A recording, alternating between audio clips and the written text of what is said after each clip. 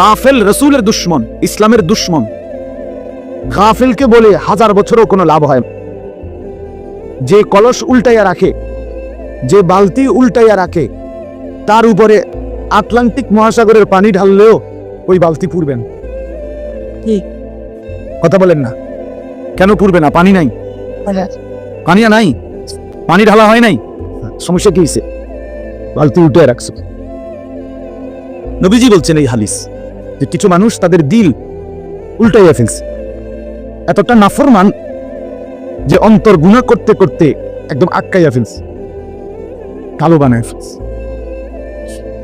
নিজের নফস, নিজের মনের চাহিদাকে খোদা বানায় ফেলছে। হারাইয়া মতো কা আমার মন, আমার ইচ্ছা। চুরি দি তোমার এরুম কা, আমার ইচ্ছা। তুমি যে এক ওয়াক্ত নামাজ পড়ো না, আমার ইচ্ছা। তুমি যে সারাদিন রাস্তা রাস্তায় হাঁটো, কিরে, আমার ইচ্ছা। ও তুমি ঘুম যাও না কা সারা রাত, আমার ইচ্ছা। এই এই যে কথায় কথায় আমার ইচ্ছা, আল্লাহ বলছে এটা মুশরিক। আফরাআইতা মান ইত্তাখাযা ইলাহাহু হাওয়া, মনের ইচ্ছাকে যে তার খোদা বানায়। আমার খোদা আমার ইচ্ছা, আমার মনে যা। আল্লাহ, আল্লাহ কি আবার নবী কি? আমার যেটা মন চাই। আমরা এক সময় না বন্ধু বান্ধব আছি, আমরা মিল্লা যেটা করি। গত মাসে মন চাইছে সিবা ফ্যান ফিরলাম, এই মাসে মন চাইছে ডোলা ফ্যান ফিরলাম। কি এরুম কা মন চাইছে, বুঝেন না? মন চাইছে তো খারাইয়া মতে, মন চাইছে আটতে আটতে মতে, মন চাইলে বিস্তাত মতে। মানে মানুষও না, পায়জামাও না, প্লাস্টিকও না, রাবারও না। নিজেই চেনে না, জানে না, আত্মপরিচয়হীন, আত্মোপলব্ধি, নিজেকে চিনেও না, নিজেকে জানেও না। হায় হায়, একজন সুস্থ স্বাভাবিক মানুষ এত মাতাল হয় না বন্ধু, এত পাগল ছাগল মানুষ হয়। পাগলও এত পাগল হয় না। আত্মোপলব্ধি সবচেয়ে বড় নিয়ম। নিজেকে চিনা যে আমি গরু না, আমি মানুষ। আমি ছাগল না, আমি কুকুর না, বিড়াল না, আমি শূকর না, আমি মানুষ।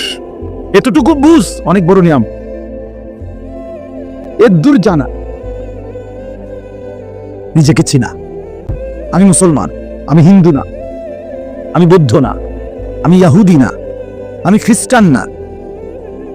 এসব করে আমি পানি নেব না কেন? আমি কি হিন্দু? আমি কি কাফের? আমি বেনামাজি থাকবো কেন? আমি কি বেঈমান? এর দূর বুঝ, উপলব্ধি যার আছে, সে এখনো মানুষ আছে, তার এখনো ঈমান আছে।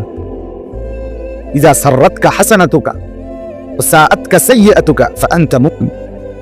নবীজি বলছেন, হাদিস, নেক কাজ করলে যদি তোমার কাছে ভালো লাগে, গুনাহ এবং নাফরমানি করলে যদি তোমার কাছে কষ্ট লাগে, তো বুঝবা এখনো তুমি মুমিন, এখনো ঈমান আছে, এখনো বুঝ বুদ্ধি আছে।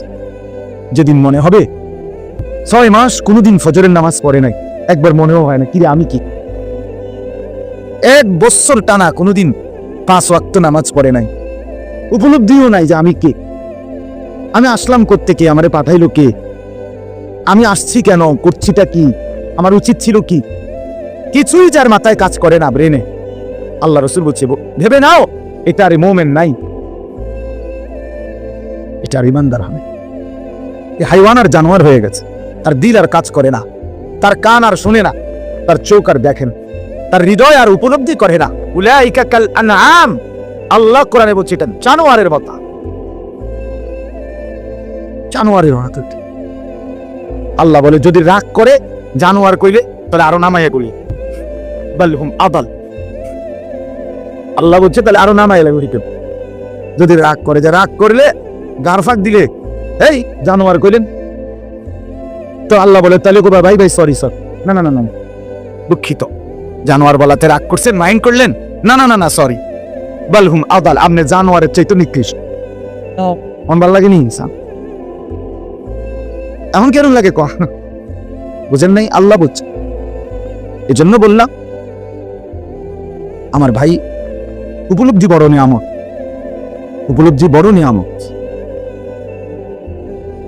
মনের ইচ্ছা মতো চলা, এ তো জন্তু জানোয়ারের সমান, হাইওয়ানেরও সমান। রাস্তার কুকুর, রাস্তার বিড়াল,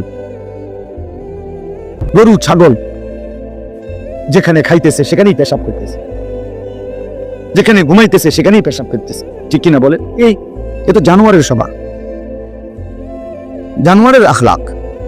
মানুষ এমন হবে কেন? মানুষ চিনবে নিজেকে। ওয়ালাকাদ কাররামনা বনি আদম, আল্লাহ বলেন আমি আল্লাহ বনি আদমকে, আদম সন্তান মানুষকে আমার সমস্ত সৃষ্টির উপরে সম্মানিত করেছি। ওয়ালাকাদ কাররাম, আজও এই অবস্থায় আছি, ডিজাইনার বদলাইতে হয় না। তোমারে তো দুশ্মনে পাগল বানাই লাইলো, একবার এটা, একবার কয় সিবা ফ্যান, একবার কয় ডোলা ফ্যান, আরেকবার কয় মাইজগেন দিয়ে ছিদ্র করে লাও। কি ব্যাপার, তোমারে কেমন বেকুব পাইলো? কথা বলেন না। আজকে দুশ্মন আমাদের ছেলেদেরকে নিয়ে খেলতেছে। তামাশ তাহাজ্জুদের নামাজ। কি নামাজ? ওমিনাল লাইলি ফাতাহাজ্জাদ বিহি নাফিলাতাল লাক আসা আন ইয়াবআসাকা রাব্বুকা মাকামান মাহমুদা। এই রাত্রিবেলা, রাত গভীরে তাহাজ্জুদের নামাজ আল্লাহর কাছে খুব প্রিয়, খুব প্রিয়, খুব প্রিয় তাহাজ্জুদের নামাজ। নবীকে আল্লাহ বলছে, বন্ধু হাসরের ময়দানে আপনি যে সুপারিশ করবেন, যেই জায়গায় দাঁড়াইয়া মাকামে মাহমুদ, আমি আল্লাহ ওই জায়গাটা হাসরের ময়দানে শ্রেষ্ঠ মর্যাদা আপনাকে যে দেব বলছি, আপনাকে আল্লাহ বলে এটা আমি ওয়াদা দিলাম, এই তাহাজ্জুদ নামাজের বরকতে আপনাকে দেন। আসা আন ইয়াবআসাকা রাব্বুকা মাকামান মাহমুদা। হাসরের ময়দানে আপনি নবীকে তাহাজ্জুদের বরকতে শ্রেষ্ঠ সম্মান। এজন্য তাহাজ্জুদ নামাজ, মুরব্বীরা আছেন, চাচারা আছেন, হিম্মত করে রাত্রিবেলা আধা ঘন্টার জন্য ওঠেন। 4:21-22 পর্যন্ত তাহাজ্জুদের ওয়াক্ত থাকে। আপনি চেষ্টা করেন 4 রাকাত নামাজ পড়ে আল্লাহরে বলেন। যদি কোনোভাবে না পারেন তো প্রথম রাত্রে ঘুমাইতে যাওয়ার আগে 4 রাকাত, 6 রাকাত, 8 রাকাত যেদুর শরীরে কুলা নামাজ পড়েন। আল্লাহরে বলেন, আল্লাহ তাহাজ্জুদের নিয়তে পড়লাম, আপনি তৌফিক দিলে ভোর রাত্রে উঠতে পারবো। আল্লাহ দয়া করে একদিন ঠিকই আপনার ভোর রাত্রে চোখ মিলে দিন, চোখ খুলে দিন। আল্লাহ বলছে কোরআনে আছে তাহাজ্জুদের নেকি পুরস্কার কি? কোরআনে আছে তাতাজাফা জুনুবুহুম আনিল মাদাজি, এখানে আছে আল্লাহ বলে পুরা জান্নাতে তো আমি অনেক কিছু পুরস্কার রাখছি, তো এডি জান্নাতীরে দেখাইতে দেখাইতে দেখাইতে শেষে আলগা জায়গায় নিয়া আমি আল্লাহ বলবো আমার তাহাজ্জুদওয়ালা বান্দা যারা জান্নাতি হবে তাদেরকে যে এইটা আমি তোমার সামনে খুলতেছি, তুমি একা শুধু দেখো। জান্নাতি তাহাজ্জুদওয়ালা বান্দা এটা দেখবে, চোখ ঠান্ডা হয়ে যাবে। ফালা তা'লামু নাফসুম মা উখফিয়া লাহুম মিন কুররাতিকা, চোখ ঠান্ডা হয়ে যাবে। জান্নাতি অবাক হয়ে যাবে তাহাজ্জুদওয়ালা করছে কি, আগের টিকিটা দেখলাম দেখি। আল্লাহ বলে বান্দা এটা তোমার তাহাজ্জুদের পুরস্কার, এটা একদম স্পেশাল, সুপার স্পেশাল। 3 নাম্বার হলো দোয়া। দোয়া তো আল্লাহর কাছে কি করা? ওয়াকুর রব্বি আদখিলনি মুদখালা সিদকিন ওয়া আখরিজনি মুখরাজা সিদকিন ওয়াজআল লি মিন লাদুনকা সুলতানান নাসীরা। সব কিছু আল্লাহর কাছে চাওয়া, বেশি বেশি দোয়া করা। আল্লাহর নবী বলেছেন, উম্মত যদি তোমার স্যান্ডেলের একটা ফিতা ছিঁড়ে যায়, দুনিয়ার কাউকে বলবার আগে তোমার আল্লাহকে বলে ফেলো একটা ফিতা ছিঁড়ছে। আল্লাহর নবী বলছে, উম্মত যদি হাতের আঙ্গুলের মধ্যে একটা কাঁটা বিঁধে শব্দ করে উঠো, ব্যথা পাও, জগতের কাউকে বলার আগে তোমার আল্লাহকে বলো, আল্লাহকে বলো। দোয়া করো, দোয়া করো, বেশি বেশি আল্লাহর কাছে চাও, বেশি বেশি আল্লাহর কাছে চাও। কি বলে নামাজ? নামাজ কইছি আমি 5 ওয়াক্ত নামাজ, শুধু নামাজ তো শবে বরাতেও নামাজ। শবে বরাতের 3 দিন আগে জিঙ্গায় হবে না, নামাজটা কোন দিন জানি? ডাকাত কোথাকার, কি নামাজ কে বাজবে না তুমি? নামাজ কোন দিন? কি নামাজ কোন দিন বেড়া? নামাজ কো করতে দিন, কথা বলেন না কেন? হ্যাঁ বেড়া জিঙ্গা নামাজ কোন দিন? কারণ নামাজ কি বারে পড়ছে, রোববারে নি না সোমবার রাতে? হ্যাঁ বেড়া নামাজ তো হয়, নামাজ হারাইয়া গেছে, এটা আটলান্টিকের হেদিকে গেছে গা।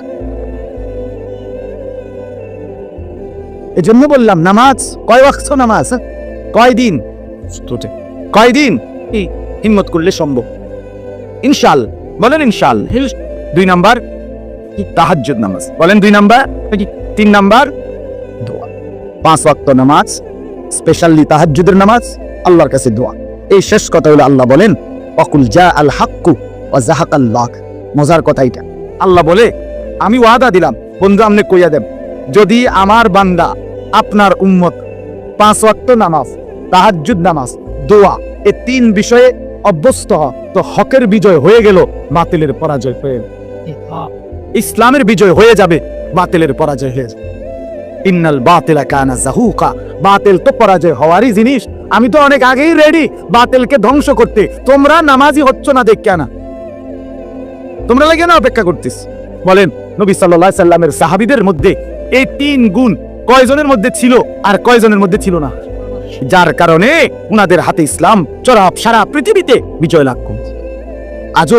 আজও কোনো বুদ্ধি দিয়া হইতো না, ওই তেরে চাল দিয়া তেরে ডাল দিয়া, আমার আপনার সেজদা দিয়া, রাত গভীরের কান্না দিয়া, দোয়ার মুনাজাতার কান্নাকাটি দিয়েই আল্লাহ থেকে ইসলামের বিজয় নিতে হবে, বাতিলের পরাজয় করতে। আজকে ছেলেরা বলি বাবা, সারা পৃথিবীতে মুসলমান মজলুম বাস, সারা পৃথিবীতে ফিলিস্তিনের মুসলমান প্রতিদিন জুলুমের শিকার, প্রতিদিন খোদার 24 ঘন্টা 30 দিন ইসরায়েলের কাফেররা ইহুদিরা আমাদের মুসলমানদেরকে রক্তাক্ত করছে।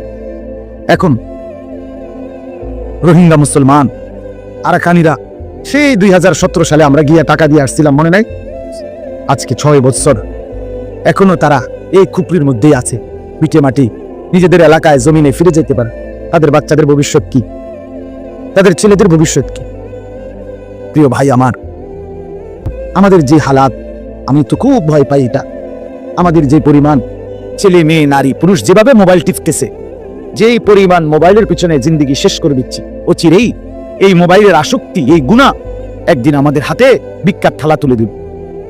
আমি বললাম, ছেলেরা আমার কথা মনে রাখো, ভিক্ষার থালা তুলে কষ্ট পাইবাই, কষ্ট পাই, গুনাহ ফকির বানায়, আল্লাহর নাফরমানি জীবনের সুখ শান্তি ছিনিয়ে নেয়।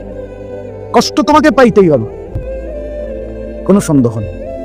এই জন্য দয়া করে মোবাইলের প্রয়োজন যদি থাকে ঠিক আছে, যখন যেদূর প্রয়োজন ওটুকুই ব্যবহার করো, বাকিটা সময় রেখে। কিন্তু সারা দিন সারা রাত নামাজ নাই, আল্লাহ নাই, খোদা নাই, আখিরাত নাই, পরকাল নাই। হায় হায়, মুসলমান এত বেসামাল, এত বেতাল, এত মাতাল হয়। আল্লাহ তাআলা আজকের এই মাহফিল, আজকের এই ইন্তজাম আল্লাহ কবুল করে। এতটা রাত কষ্ট করে আপনারা বসলেন, আল্লাহ তাআলা আপনাদের এই বসার মধ্যে বরকত দান করে। ছেলেগুলোর জন্য আপনারা দোয়া করেন, চাচারা বাবারা আপনারাই দোয়া করেন।